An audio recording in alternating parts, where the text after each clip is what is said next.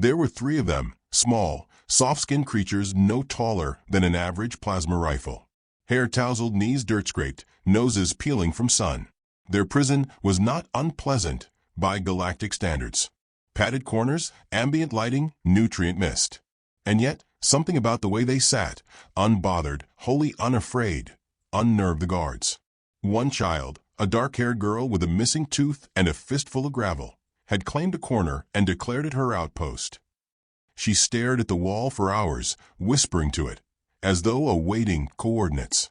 Another, pale and freckled with a mop of orange curls, paced the cell's length endlessly, hands behind his back like a field marshal inspecting troops. The third, quietest of them all, had tucked himself under the bench and dozed, thumb in mouth, boots still caked in mud.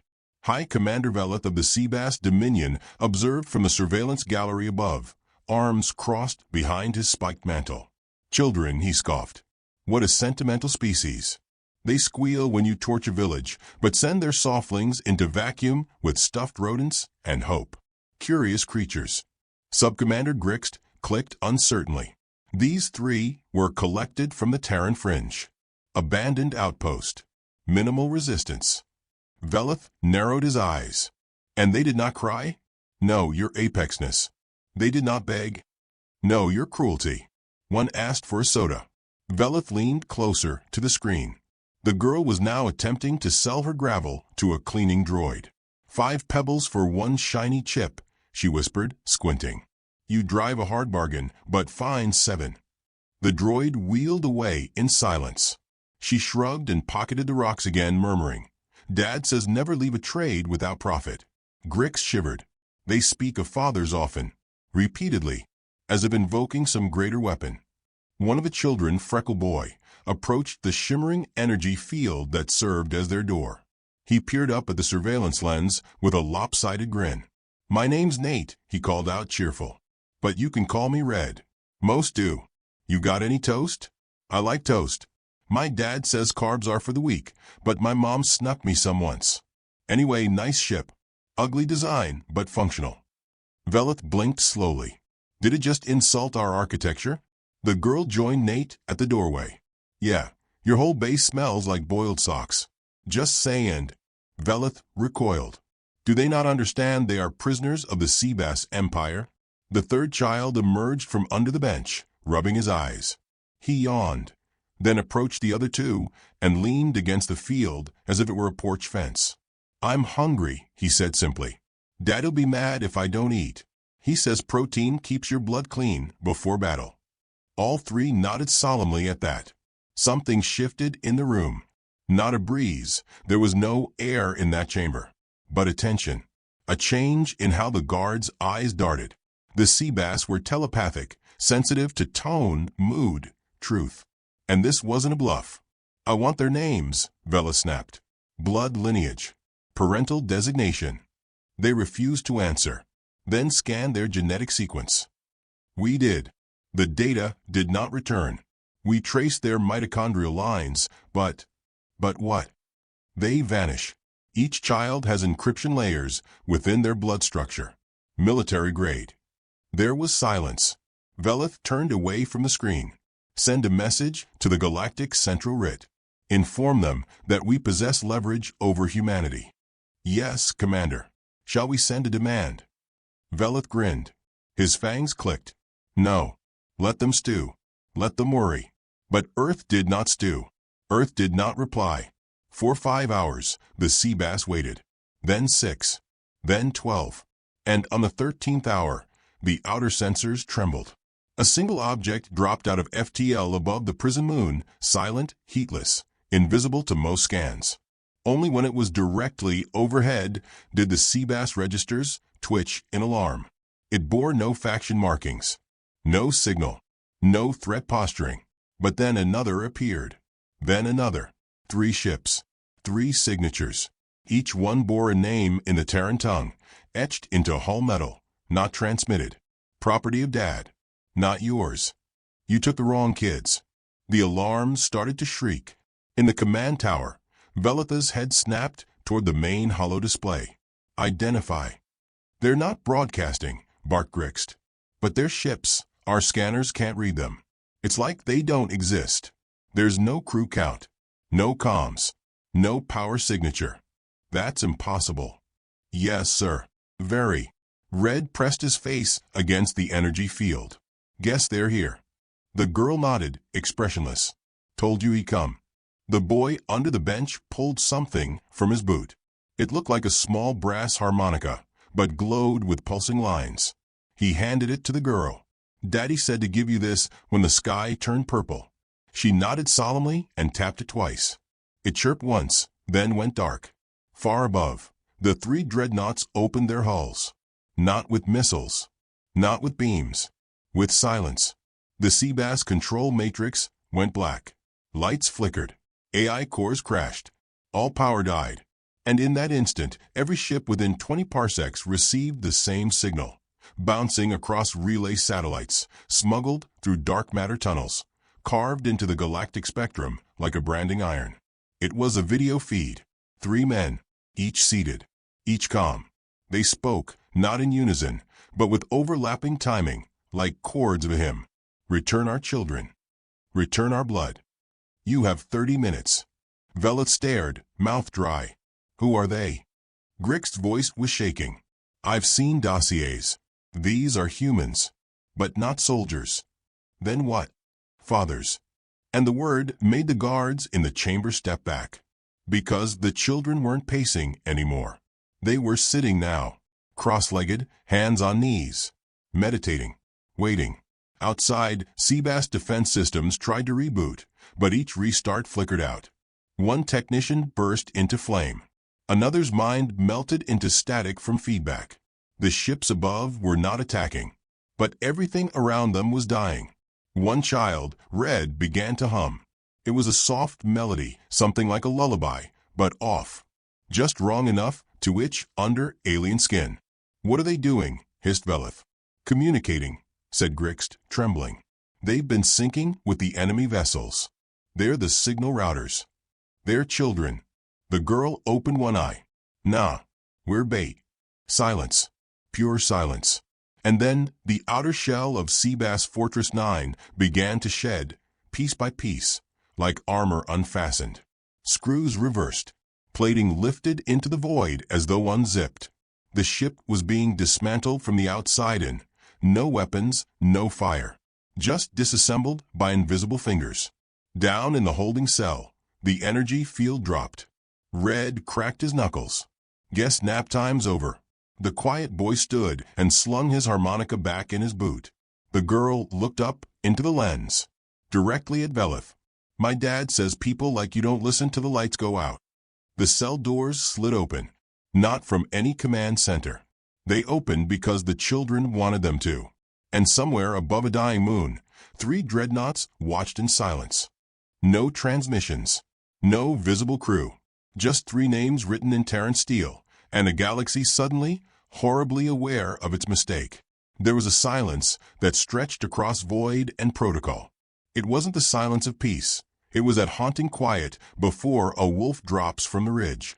3 ships hovered above the fractured moon. They did not move. They did not blink. They simply waited.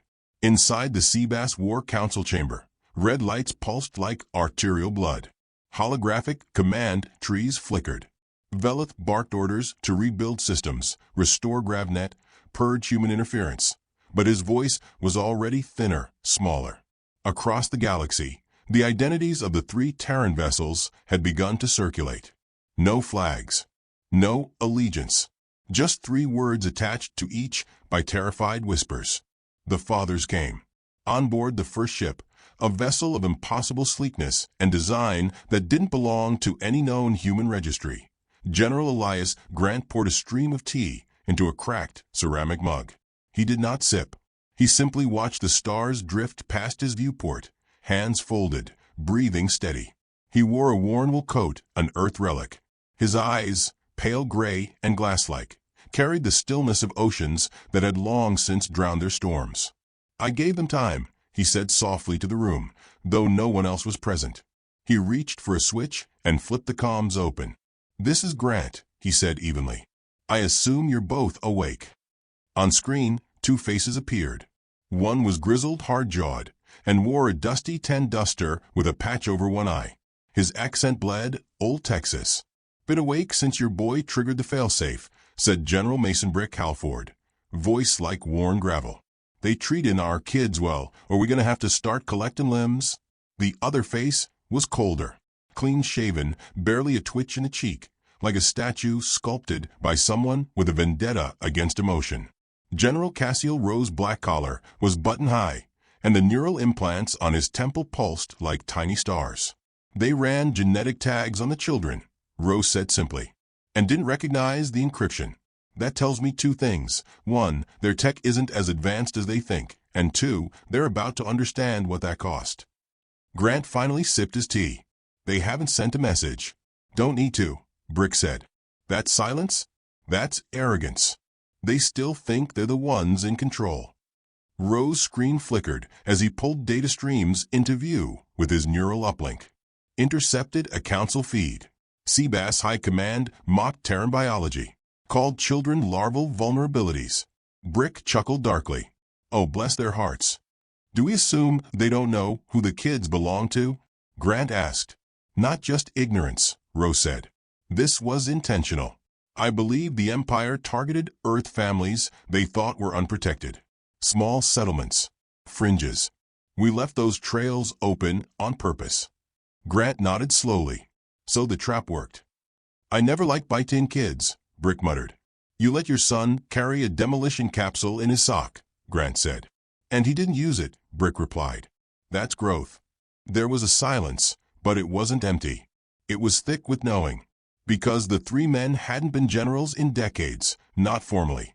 They had retreated, disappeared, rejected parades and medals and global broadcasts in favor of something quiet. Fatherhood.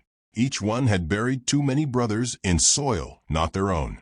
Each had killed not because they wanted to, but because they were the kind of men history calls when morality fails. And now history had tried them again. "I need a vote," Rowe said. "Protocol Omega 11, initiate or delay."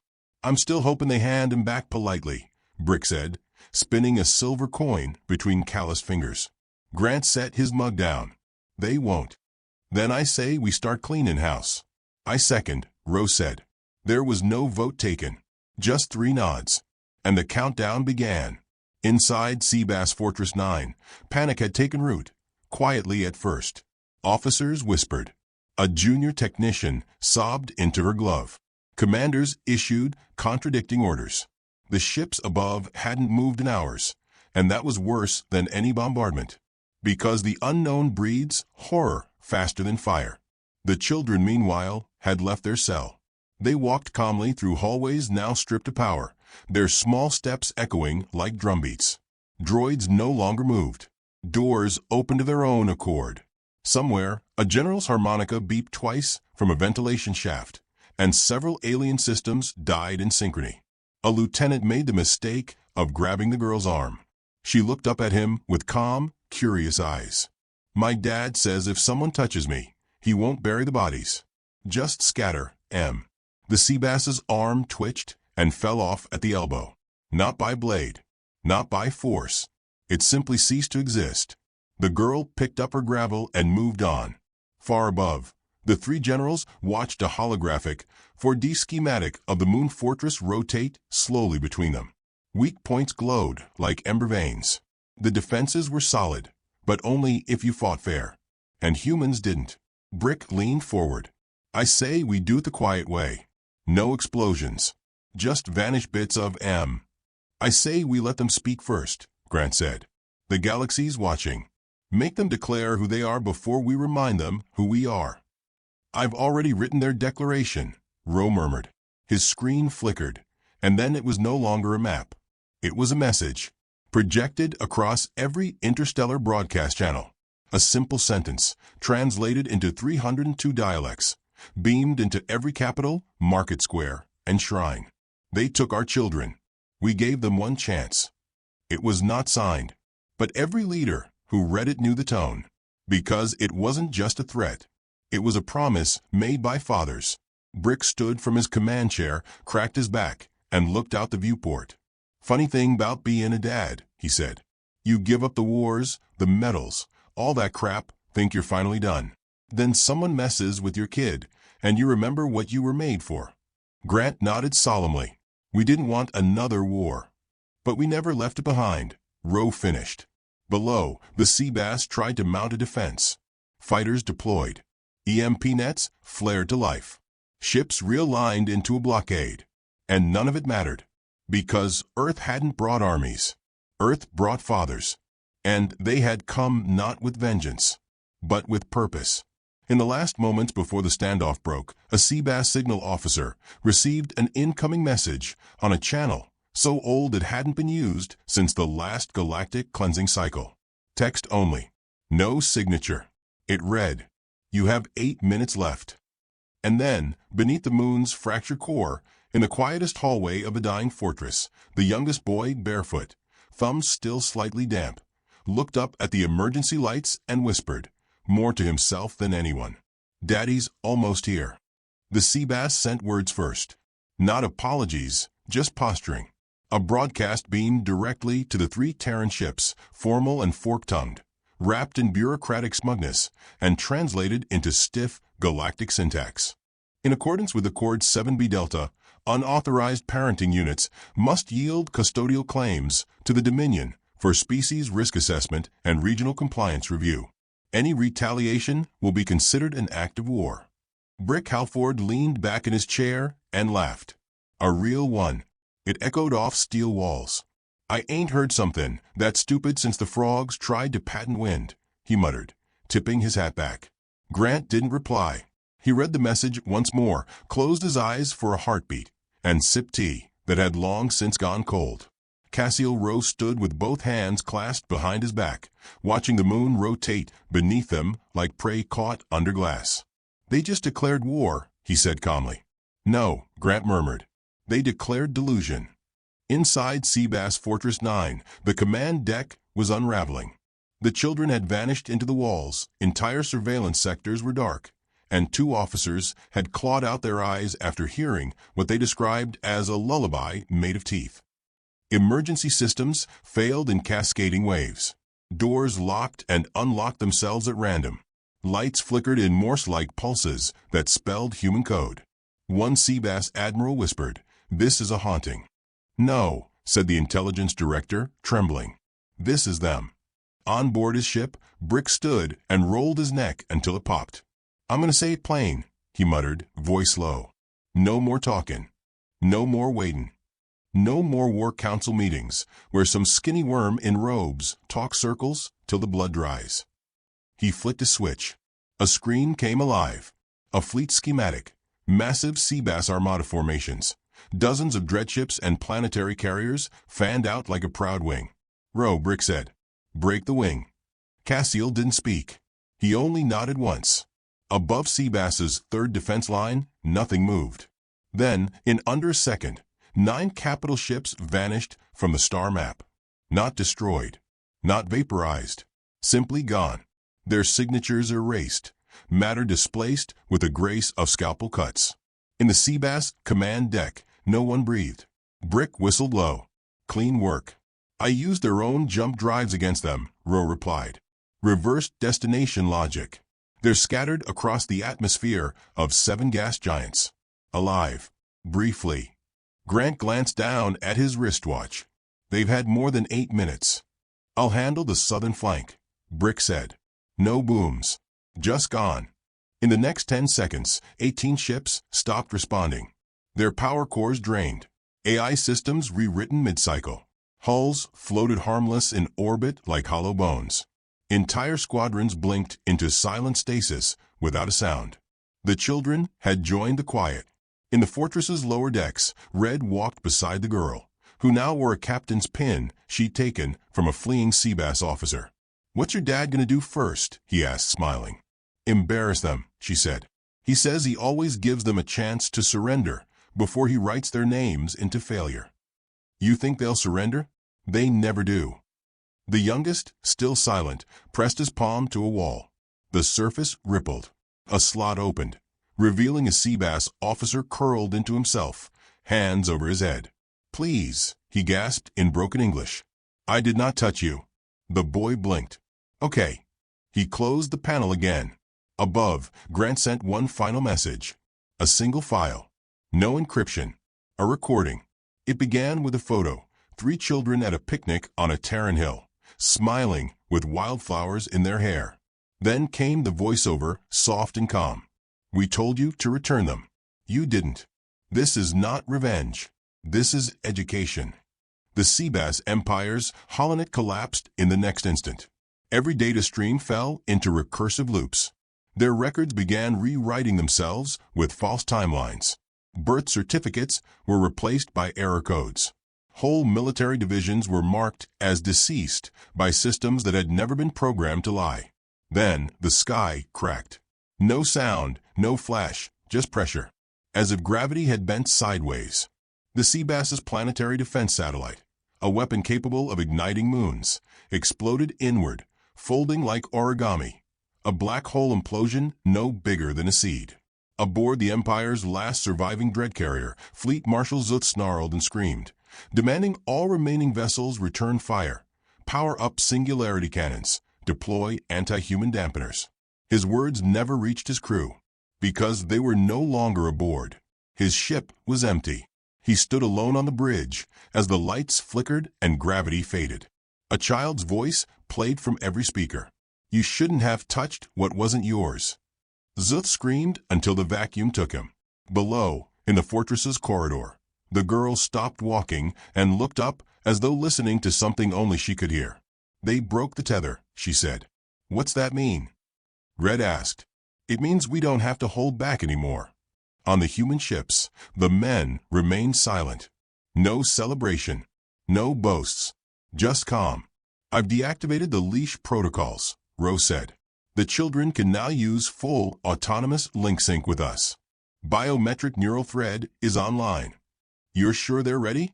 Grant asked. They've been ready since we gave them names, Ro answered. Brick grunted. Then let's finish it. Make it clean. Cassiel moved first. He uploaded a virus, so elegant it made music. Each note a deletion command. Each harmony a data purge. Seabass black sites went dark. War vaults burned themselves from history. Their senses fractured. Their treasury began wiring galactic credits to non-existent planets. Grant sent a pulse across the fortress surface. Every door opened at once. Not just cells. Vaults. Hangars. The structure was now a sieve. Any species the Seabass had captured or enslaved was free to walk out.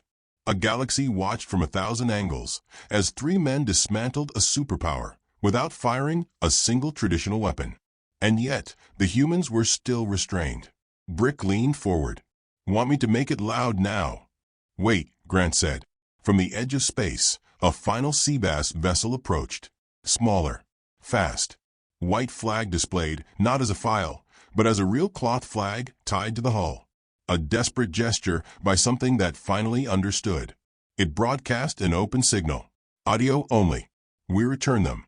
No terms. We accept defeat. Please. We didn't know. The voice broke near the end. Grant closed his eyes. Now they learn why we never wanted them to. The children entered the central chamber. They did not look angry. Just calm. Each one approached a glowing pedestal. Placed a hand. The Seabass fortress began to rise, levitated piece by piece. The core peeled upward, leaving a crater behind. The fortress wept metal. Floors curled upward. Spires bent in supplication. And then, without drama, it disassembled. Not destroyed. Not detonated. Just undone. Like it had never been built. The Seabass ships remaining fled. Not in formation. Not with dignity. They scattered. In the command room aboard Grant's ship, the tea finally tipped. Pooled across the table. Steam curled upward. He didn't stop it. We're done, Rose said softly. The fortress is gone. The files are gone. Their fleet's history is gone. They'll write this as legend, Brick said. Or nightmare. They'll write it however we let them, Grant said. The children stepped onto the teleport pad that now flickered in the empty void. They looked up, heads tilted. My dad's voice is quieter when he's angry, the girl said. He only ever gets this quiet after. After what? Red asked. After he decides the story's not over. They vanished in a shimmer of white light. The galaxy thought it understood humans. They were strange creatures, too emotional, too impulsive, too sentimental about soft things like children, music, and flags. Their soldiers bled for concepts like loyalty. Their poets bled for people. Their weakness, the Empire said, was love. They weren't wrong. But they had misunderstood what that meant. The Seabass Empire had lost. Everyone could see it. The fortress was gone, the fleet shattered, command lines in ruins. Sectors had gone dark. Their weapons were silent, not because they'd failed, but because the humans had decided they no longer mattered. And yet the human ships didn't leave. They lingered in orbit, engines idle, broadcasting nothing. The galaxy waited for demands, territory, tribute, reparations. But no message came. Not from Earth. Not from the fathers. Not from the children.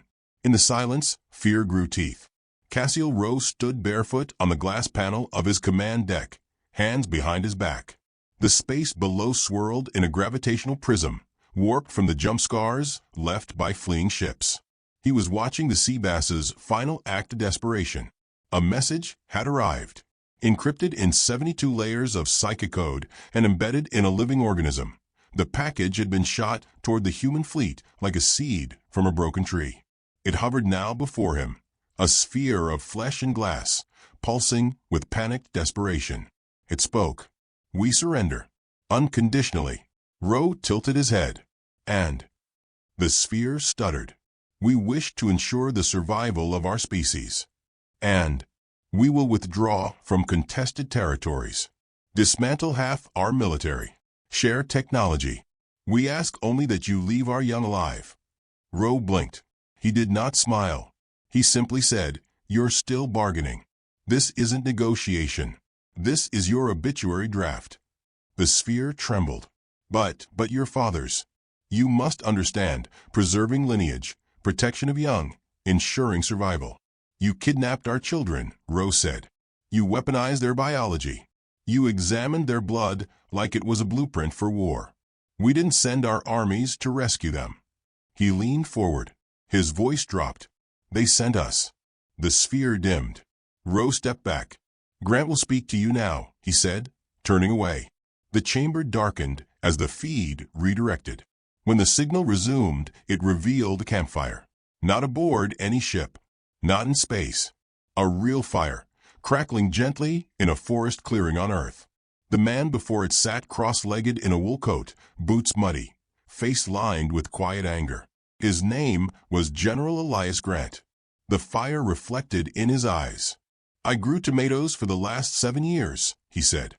The transmission didn't interrupt. "I taught my daughter how to read. I taught her how to make tea, how to shoot a rifle, how to bury a thing you love properly. I left war. I left pain. I left everything you think made me dangerous." He picked up a photograph, held it to the firelight. 3 children, laughing under the sun. She was 5 when she asked me why war starts. I told her it's when people forget who they are, when power becomes habit, when fear becomes policy, when someone gets used to taking. He looked into the lens. "You took, and now we remember."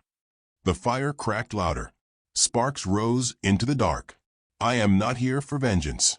I am not here for justice. I am here to make sure you never teach this mistake again." Behind him, the wind stirred. Pine needles danced. Somewhere an owl called. He lifted his hand, and the camera feed dissolved. The signal went dead. And in that instant, 1,000 dormant signals embedded across the galactic net ignited. Backdoors the children had written inside Seabass communication nodes came to life.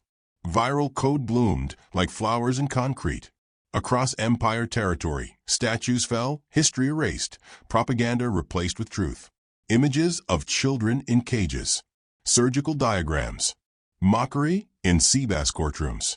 Spliced footage of officers laughing as they ordered the 3 children dissected. The galaxy saw, and humanity did not ask them to rise. They simply left the evidence and waited. 10 planets rioted in the first hour. 47 Seabass colonies declared neutrality. 5 commanders defected and asked for asylum on Terran ships. And still, Earth did not speak. They did not threaten. They only waited. Brick Halford was the first to move again. He'd taken off his jacket and was working a steel forge at the back of his ship, hammering something that rang like church bells in a gun barrel. Sparks flew. His arms moved with slow, deliberate grace, like a man building not a weapon, but a sermon. "You ever reckon," he said aloud, "that the scariest thing about humans ain't what we do when we're mad, but what we do when we ain't?" Cassiel, watching from the screen, nodded once. "They assume rage is our fuel. It ain't." "No," Ro agreed. "It's memory." On Earth, people gathered in silence. Around fire pits, screens, rooftops.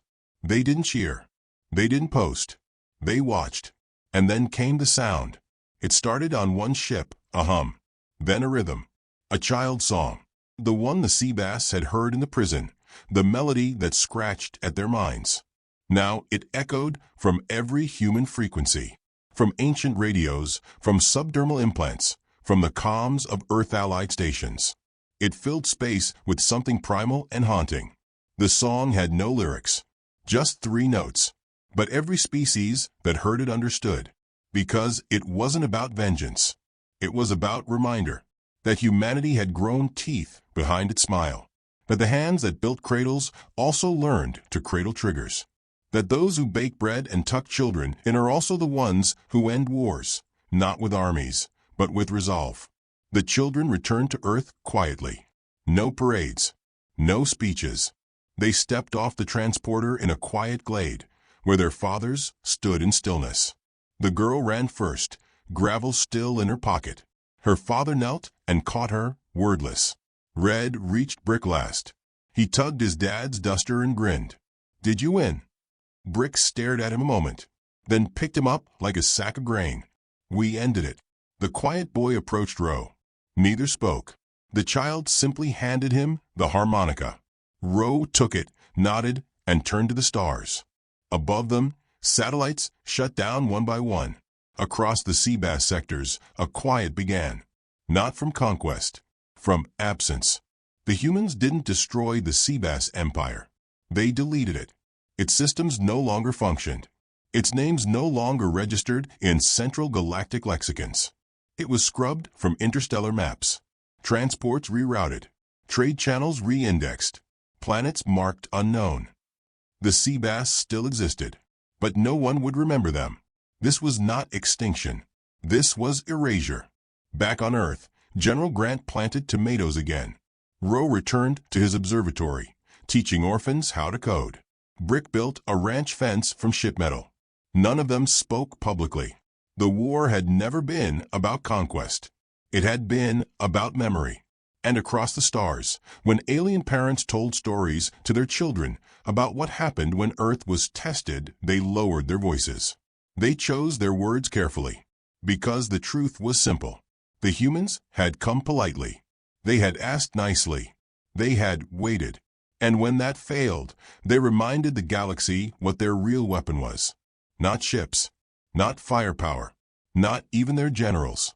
It was this. They had something to protect. And there is nothing more dangerous in the universe than a human fighting for a child.